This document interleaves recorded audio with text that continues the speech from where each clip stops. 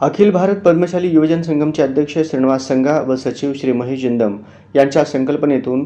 तसेच चित्रकार श्री विपुल मिरजकर यांच्या मेहनतीतून साकारण्यात आलेल्या भव्य श्री मार्कंडे महामुनी यांच्या भव्य 260 बाय 160 फूट चित्रकृतीच्या उपक्रमाचा उद्घाटन सोहळा महाराष्ट्र राज्य पद्मशाली संगम,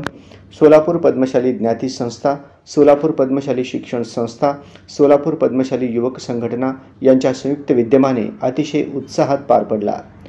ढोल ताशाच्या गजरामध्ये ध्वजारोहण तसेच मार्कंडे पूजन करून पद्मशाली शिक्षण संस्थेचे अध्यक्ष दशरथ गोप तसेच पद्मशाली समाजातील प्रतिष्ठित श्री किशोर संगा यांच्या हस्ते व पद्मशाली ज्ञाती संस्थेचे विश्वस्त मुरलीधर अरकाल, नरसय्या इप्पाकायल, रामचंद्र जन्नू, रामकृष्ण कोंड्याल, पद्मशाली ज्ञाती संस्थेचे अध्यक्ष सुरेश पलमारी, सचिव संतोष सोमा, कार्यकारी सदस्य श्रीधर सुरा, महाराष्ट्र पद्मशाली संगमचे अध्यक्ष भूपती कमटम व सचिव यशवंत इंदापुरे, अखिल भारत पद्मशाली महिला संगमच्या उपाध्यक्षा सौ सरिता वडनाल तसेच महाराष्ट्र पद्मशाली महिला संगमच्या अध्यक्षा सौ संगीता इंदापुरे, अखिल भारतीय पद्मशाली संगमचे सचिव प्रदीप संगा, यंत्रमाग संगमचे अंबादास बिंगी,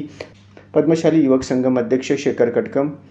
सोमवंशी क्षत्रिय समाजाचे प्रतिष्ठित संतोष बसुदे यांच्या उपस्थितीत तसेच संतोष चन्ना पंतुलू, वेणुगोपाल मालपुरी पंतुलू व सहकारी पुरोहित वृंदांच्या मार्गदर्शनाखाली हा उद्घाटन सोहळा पार पडला। याप्रसंगी अखिल भारत पद्मशाली योजन संगमचे अध्यक्ष श्रीनिवास भाऊ संगा यांनी पद्मशाली ऐक्याचे व गौरवाचे प्रतीक असलेल्या या ऐतिहासिक भव्य चित्रकृतीचे सोलापुरातील भाविकांनी दर्शन घेण्याचे आवाहन केले।